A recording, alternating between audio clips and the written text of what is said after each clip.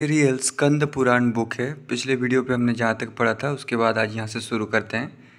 Real Ramayan, Mahabharat, Veda Purana, Kamasutra, उपनिषद, ये सब book अगर आप पढ़ना चाहते हो तो मेरे वीडियो के नीचे चैनल के नेम या पिक्चर पे क्लिक कीजिए, या फिर चैनल का नाम कुछ अलग हो जो चुको यूट्यूब पर सर्च करके उस पर क्लिक करके प्लेलिस्ट में जाके देख सकते हैं।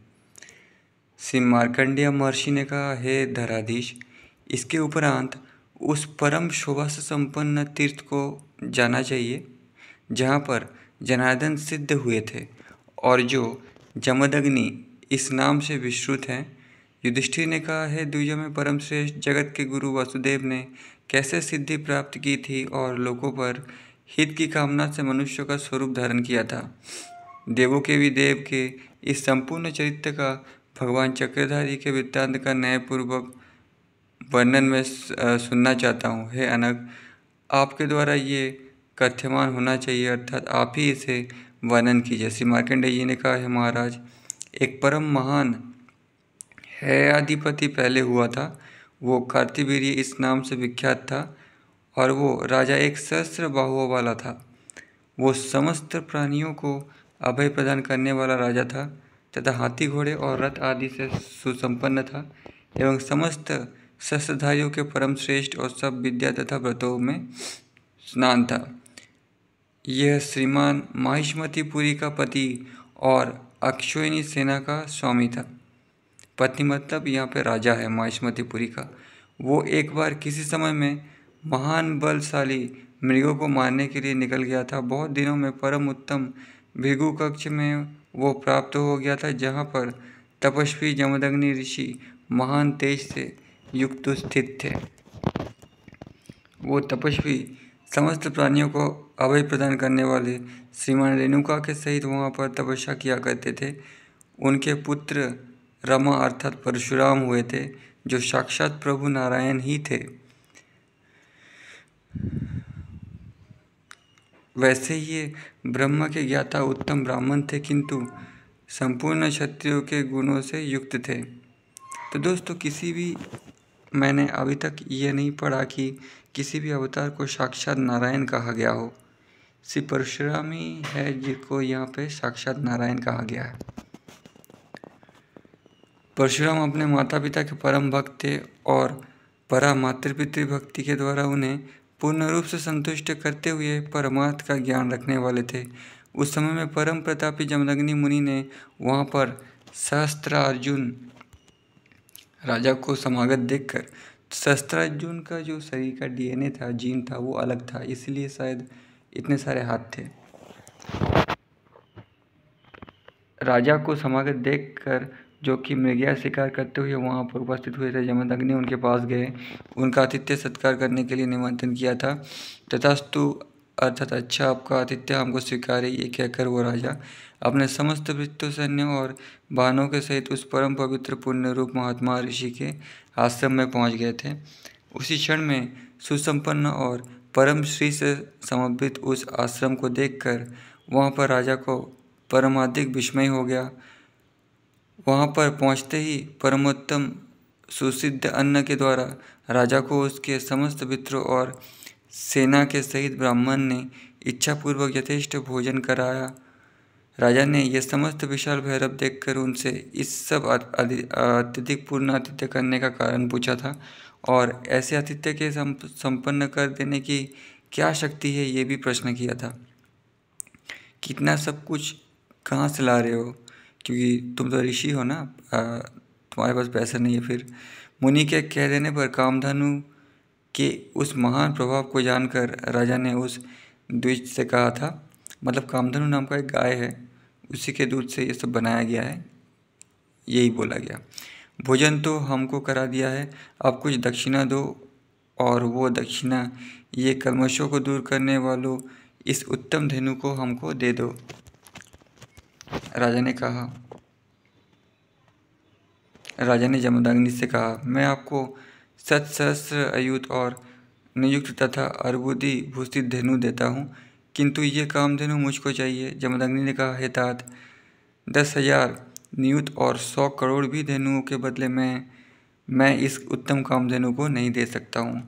आप यहाँ से वापस चले जाइए। हे भारत, उस विप्र के द्वारा जब राजेंद्र सहस्त्रार्जुन इस प्रकार से कह दिया गया तो वो राजा क्रोध से रक्त नेत्रों वाला होकर मुनि से ये वचन बोला, अर्थात द्विजों में महान नीच जिस तेरा मेरे प्रति भी ऐसा काम चार अर्थात मनचाह बर्ताव है, मैं देखते हुए ही तेरे घर से इस सुरभि को ले जाता हूँ जबरदस्ती। द्विज ने कहा, ऐसा कौन है जो निर्भय होकर क्रोध से युक्त महान सर्प से क्रीड़ा करता है, जो इस मेरी कामधेनु को ले जाएगा अर्थात ले जाने की इच्छा करेगा, वो बीच में ही मृत्यु के द्वारा दिष्ट हो जाएगा अर्थात मर जाएगा। इस प्रकार से क्या कहे जमदग्नि ने परम क्रुद्ध होकर दूसरे ब्रह्मदंड की ही भांति अपने महादंड को ग्रहण करके वो मुनि बोला, जिस क्षत्रिय का ऐसा तेज अथवा शक्ति है जो कुल में अधम मेरी इस कामधेनु को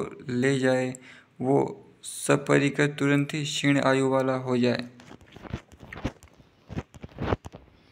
सैकड़ों जनों से परिवृद्ध है ने जमदग्नि के इस परम क्रूर वचन को सुना था और वो धवमान होता हुआ ब्रह्मदंड से हत होकर भूतल में गिर गया था।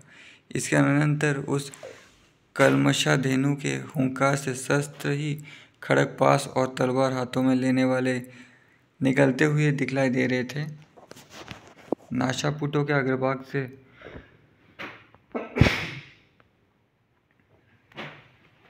रोमों के अगले भाग से गुहा से और रंध्र के अंतरों में सैकड़ों और शस्त्र की रात और मागध उत्पन्न हो गए थे। इस प्रकार है कि टंकनों को दग्ध करते हुए आपस में एक दूसरे को मारकर सहस्त्रार्जुन तेज से विप्र जमदग्नि के सहित सब विनाश को प्राप्त हो गए थे। राजा कार्तवीर्य उस युद्ध में विजय प्राप्त करके और उस उत्तम द्विज का वध करके अपनी पुरी को चला गया था और कृतांत वश में मोहित देखा गया था। इसके पश्चात उस रिपु के चले जाने पर शीघ्रता से युक्त राम यानी परशुराम वहाँ प्राप्त हो गए थे। दोस्तों उनका नाम राम ही था, परशा लिए हुए थे इसलिए उसका नाम परशुराम हुआ था। भगवान शिव से परशु लिया था, उन्हीं के नाम पर राजा दशरथ के पुत्र का नाम राम रखा गया था। उन्होंने अपने पिता के सन्निकट माता को रुदन करते हुए देखा था। परशुराम ने कहा, किस दुष्ट ने अज्ञात से आत्मनाश करने के लिए ऐसा दुस्साहस किया है। मेरे पिताजी को मारने की इच्छा वाला ये यहीं पर अब स्वयं अपनी मृत्यु को देखने की इच्छा कर रहा है। तो सहस्त्रबाहु ने जमदग्नि परशुराम के पिताजी जमदग्नि को मार दिया। तो अब यहाँ पे परशुराम जी यहाँ आए हैं और ऐसा देख रहे हैं। इसके अनंतर राम के इस वाक्य से गत सत्यों की भांति अत्यंत विह्वल होती हुई उस माता दोनों हाथों से छाती पीटती हुई उससे ये वचन बोली, परम क्रूर सहस्त्रार्जुन ने दूसरे क्षत्रियों के सहित यहाँ आकर बाहुशाली उसने ही तेरे पिता को नियत किया है। हे बेटा, अपने मृत पिता का दर्शन कर ले जो इस समय में गत प्राण और चेतना से रहित है। हे पुत्र, अब इनका तुम विधिपूर्वक अंतिम अन्येष्टि संस्कार कर डालो और ठीक 2 रीति से इनका तर्पण करो। हे नराधिप, माता के ये वचन सुनकर उस अपनी जननी का अभिवादन करके उन्होंने जो उस समय प्रतिज्ञा की थी उसका आप सब श्रवण कीजिए। क्षत्रिय कुल के अन्वय वाली इस पृथ्वी को 21 बार क्षत्रिय रहित करके उन्हीं के रक्त से स्नान करके ही अब मैं आपके पति का तर्पण करूँगा। तो मतलब उस सहस्त्रबाहु के वंश में जितने भी क्षत्रिय हैं इस पृथ्वी पर उन सबको मारने की बात की जा रही है। यहाँ पे मैं अपने इस फरसा से उस दुर्मति कार्तवीर्य की भुजाओं का छेदन करके ही उसका रुधिर पान करूँगा। ये मेरा वचन सर्वदा सत्य है, उसे सुन लो। इस प्रकार से प्रतिज्ञा करके परम प्रतापी जमदग्नि ने महान क्रोध से आविष्ट होकर फिर अपने पिता जमदग्नि का संस्कार किया था। क्रोध से एकदम मूर्छित होते हुए परशुराम महिष्मतीपुरी को चल दिया था। तो पूरे पृथ्वी का क्षत्रिय को नहीं मारा था, ठीक है। तो यहाँ पे पृथ्वी के क्षत्रियों को मारने की बात हो रही है, लेकिन उस पृथ्वी पर जहाँ जहाँ महिष्मतीपुरी का राजा सहस्त्रबाहु का वंश है वो सब मार देने की बात हो रही है। और वहाँ पहुंचकर उसकी 100 सहस्त्र बाहुओं का वन था, उसको काट कर उस अदम क्षत्रिय को मार गिराया था। और फिर क्षत्रियों के अंत कर देने के लिए 7 द्वीपों और अर्णवों वाली पर्वत और वन कानूनों से युक्त संपूर्ण पृथ्वी को देखते हुए वहाँ से चल लिए थे। पूर्व से पश्चिम दिशा और दक्षिण उत्तर पूर्व को गए थे। समंतक पंचम में 5 रुधिर के हत किए थे।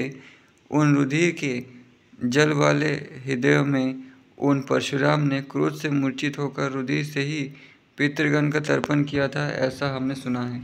इसके अनंतर अर्चिकादि पितरों ने उन ब्राह्मण श्रेष्ठ के समीप में उपस्थित होकर उनसे कहा, उसको क्षमा कर दीजिए। इसके पश्चात वो विरत हो गए थे। रुधिर रूपी जल वाले उन हृदयों के समीप में जो देश है वो श्यामंतक पंचक इस पुण्यमय नाम से परिकीर्तित किया जाता है। हे पांडव, उस कर्म से निवृत्त होकर परम धर्मात्मा राम ने यानी परशुराम ने पितरों से कहा था कि मैंने ये रुधिर यानी रक्त 5 तीर्थों में प्रक्षिप्त किया है, वो उत्तम तीर्थ हो जाए। तथास्तु ऐसा ही होगा। ये कहकर सब पितृगण अदृश्यता को प्राप्त हो गए थे।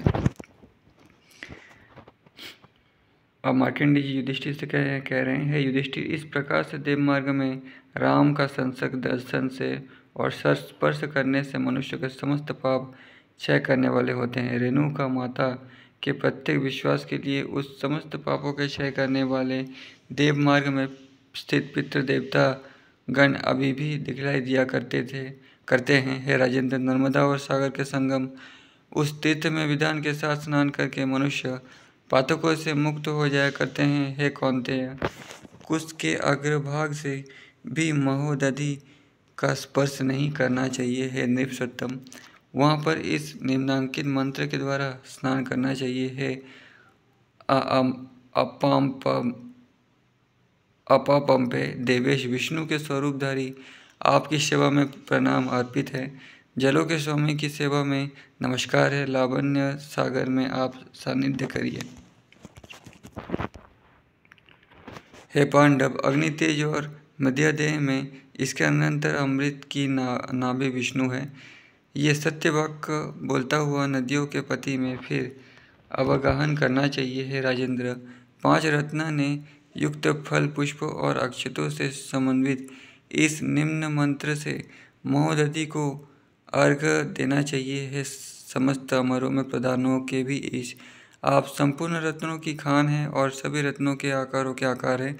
हमारी सर्ग को ग्रहण कीजिए। आपकी सेवा में आपके लिए हमारा प्रणाम अर्पित है। यह अर्घ्य देने का मंत्र है। हे महादधे, मेरे जन्म से लेकर सुसंपन्न हुए पापों से मेरा उद्धार कर दो। हे रत्ननिधे, आप समर्चित होकर पर्वतों को गमन कीजिए। ये विसर्जन का मंत्र है। इस सागर देव से अधिक स्वर्ग के द्वार को विभाटन करने वाले दूसरा कौन हो सकता है। वहाँ सागर तक अच्युतम महातीर्थ है। जामदग्न श्री परशुराम ने वहाँ पर देव की प्रतिष्ठा की थी, जहाँ पर देवगण, गंधर्व, मुनि लोग, सिद्धगण और चारण सभी अत्युत्तम जमदग्नि विरूपाक्ष भगवान की उपासना किया करते हैं। इस भूमि में जो मनुष्य रेणुका देवी का दर्शन किया करते हैं वो प्रियवास शिवलोक में अभिष्ट काल पर्यंत निवास करते हैं। हे राजन, उस तीर्थ में स्नान करके अपने पितृगण और देवों का तर्पण करते हुए मनुष्य घोर नरक में उत्तर में होने वाले 100 कुलों का उद्धार कर देता है। स्नान करके, यहाँ पर दान करके और भक्तिपूर्वक सहित इस महात्मा का श्रवण करके भी अपना और अपने बहुत से कुल का तारण कर दिया करते हैं। श्री सूत जी ने कहा, हे विप्रगण, पुरातन समय में जिस प्रकार से महर्षि मार्कंडेय जी ने पार्थ युधिष्ठिर को इसका उपदेश किया था, वही मैंने आप लोगों को ये अत्युत्तम महात्मा वर्णन करके बतला दिया है। मैंने बहुत से तीर्थों का तथा उनमें भी विशिष्ट तीर्थों का प्रधान रूप से संख्या और क्रम के अनुसार वर्णन किया है। ये अत्यंत ही पवित्र और अतुल पापों के हरण करने वाले हैं। मुनीश्वर पुण्य में नर्मदा का चरित एवं महात्मा है, जिसको कि महामुनि ने कहा था। हे मुनीश्वर, 7 कल्पों तक अनुगमन करने वाला मृकंड का पुत्र विप्र बहुत ही बुद्धिमान और उत्तम अर्थ का वेत्ता था।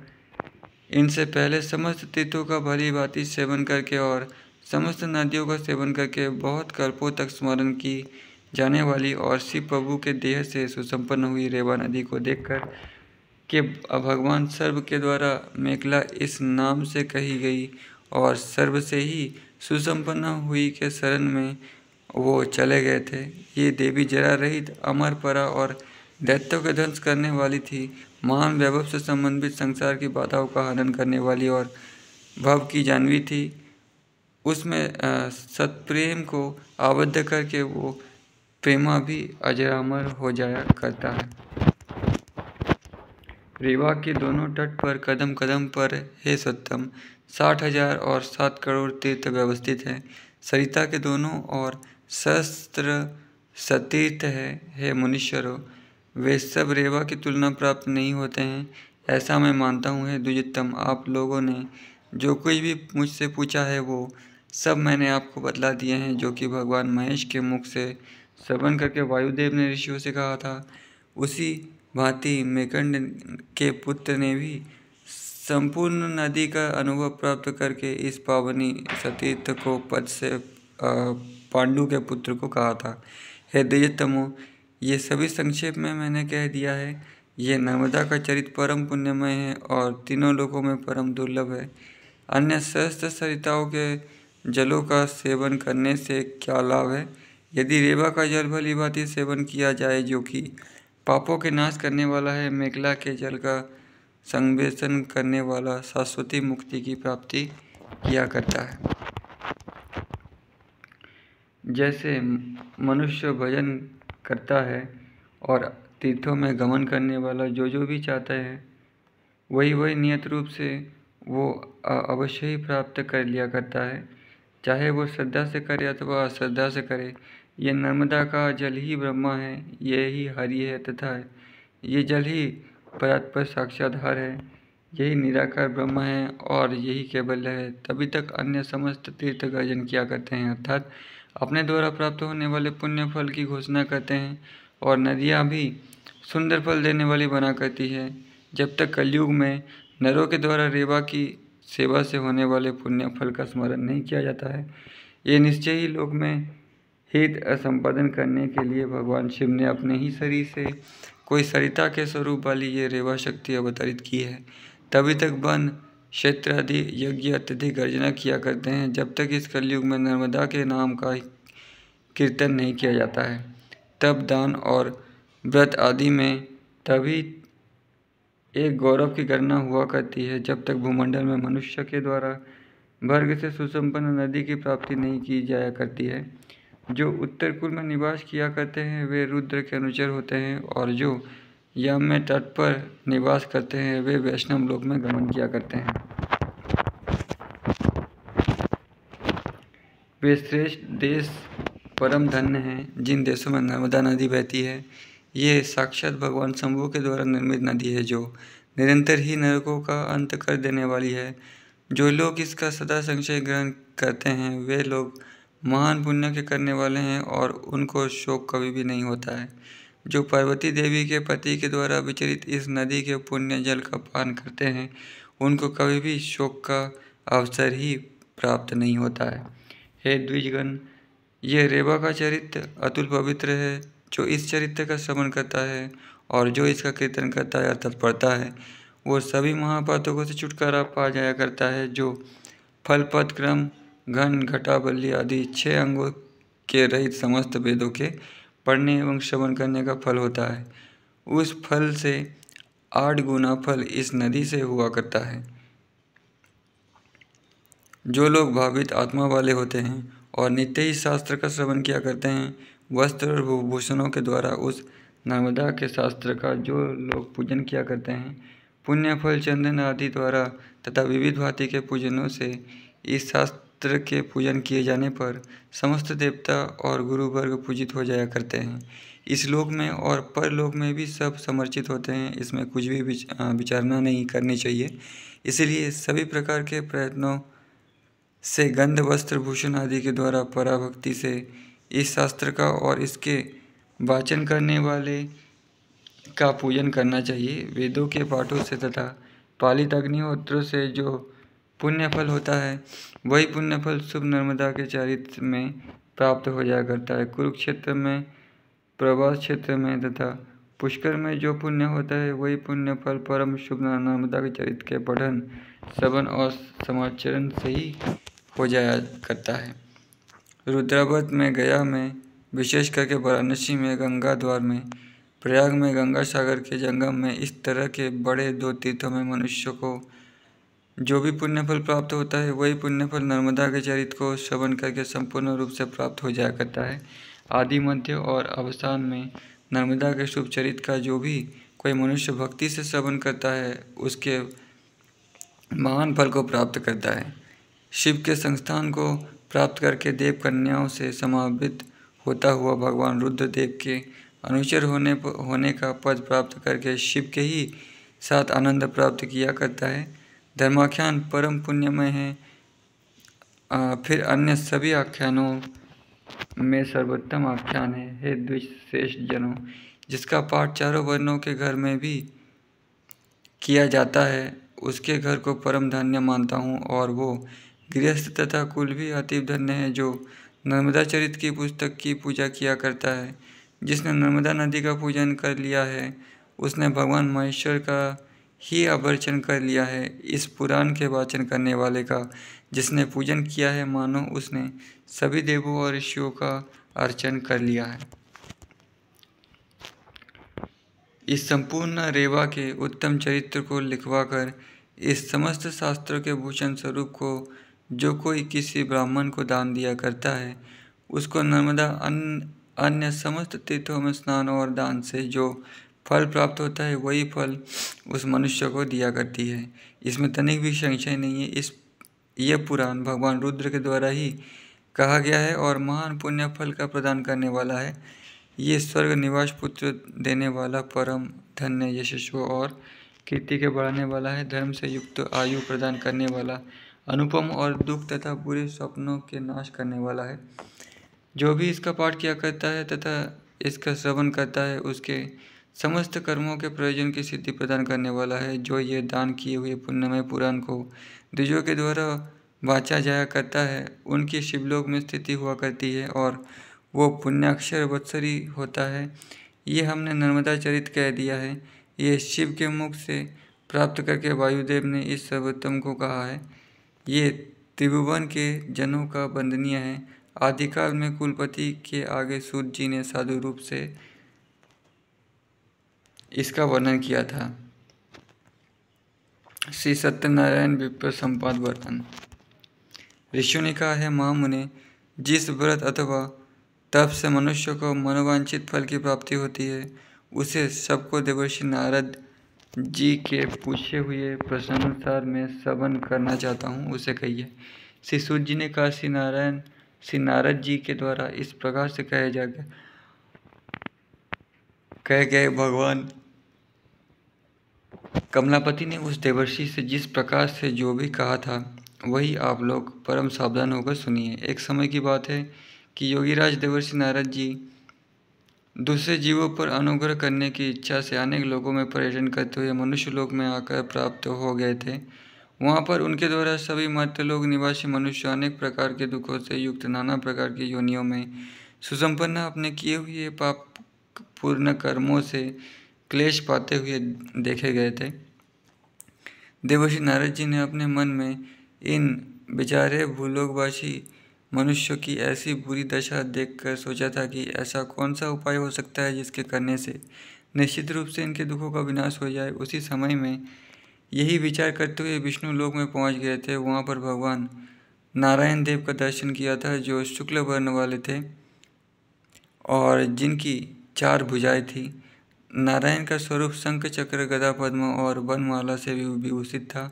उन देवों के देव प्रभु का दर्शन करके नारद जी ने अपना कथन आरंभ किया था। नारद जी ने कहा, मन वाणी से परे, स्वरूप वाले, अनंत शक्ति से सुसंपन्न तथा आदि, मध्य और अंत से रहित, बिना गुणों वाले और गुणों की आत्मा वाले प्रभु, आपके लिए नमस्कार है।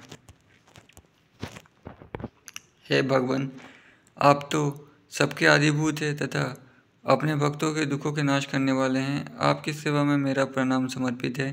भगवान विष्णु ने देवर्षि द्वारा किए हुए सूत्र का श्रवण करके उसने नारद जी से कहा, श्री भगवान ने कहा, है महाभाग, आप यहाँ पर किस प्रयोजन से समागत हुए हैं? आपके मन में क्या विचार विद्यमान है, ये मुझसे कहो तो मैं उस सब के विषय में बतला दूंगा। श्री नारद जी ने कहा, है भगवान, मनुष्य लोक में सभी जन अनेक प्रकार के क्लेशों से उत्पीड़ित है। वे अनेक योनियों में उत्पन्न होकर अपने किए हुए पाप कर्मों से पीड़ाएं भोग रहे हैं। नाथ, कृपा कर आप ऐसा कोई हल्का सा छोटा सा उपाय बतलाइए जिसके करने से सबका शमन हो जाया करे।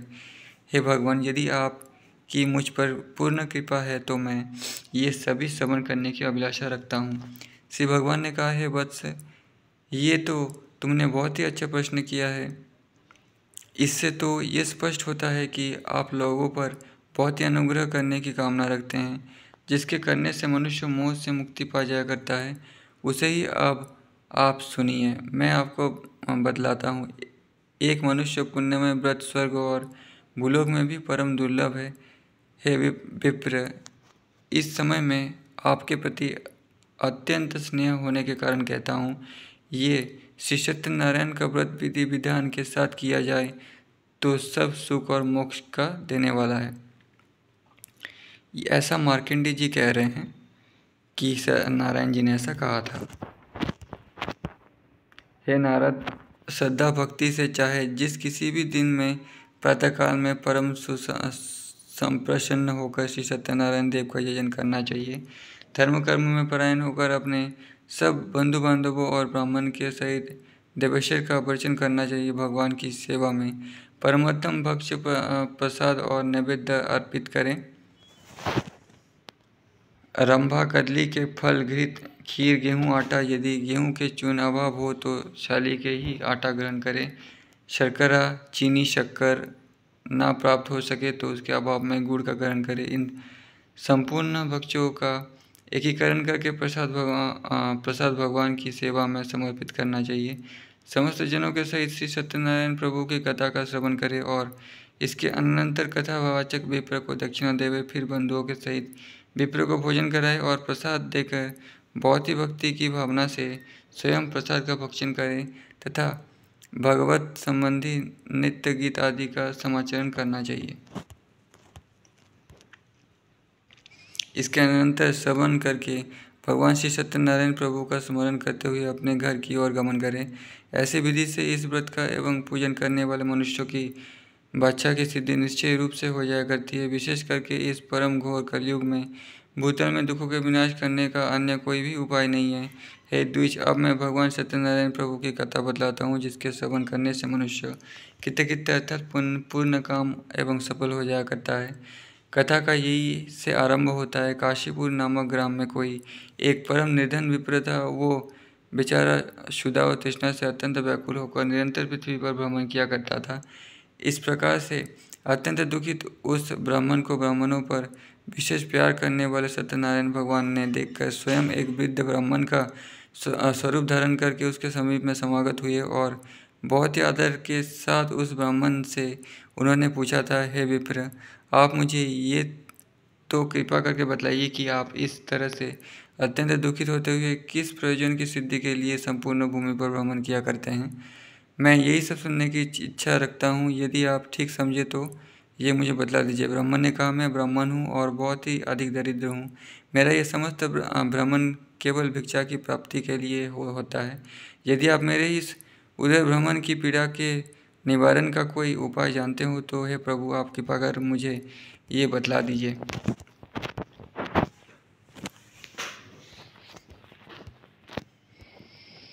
उस वृद्ध ब्राह्मण वेश वाले प्रभु ने कहा, हे द्विजों में शार्दूल के समान भगवान सत्यनारायण विष्णु संपूर्ण वांछित अर्थों के फलों के प्रदान करने वाले हैं। उन्हीं के परम उत्तम व्रत एवं अर्चन को आप करिए जिसके करने से मनुष्य इस संसार में सभी प्रकार के दुखों से मुक्त हो जाया करते हैं।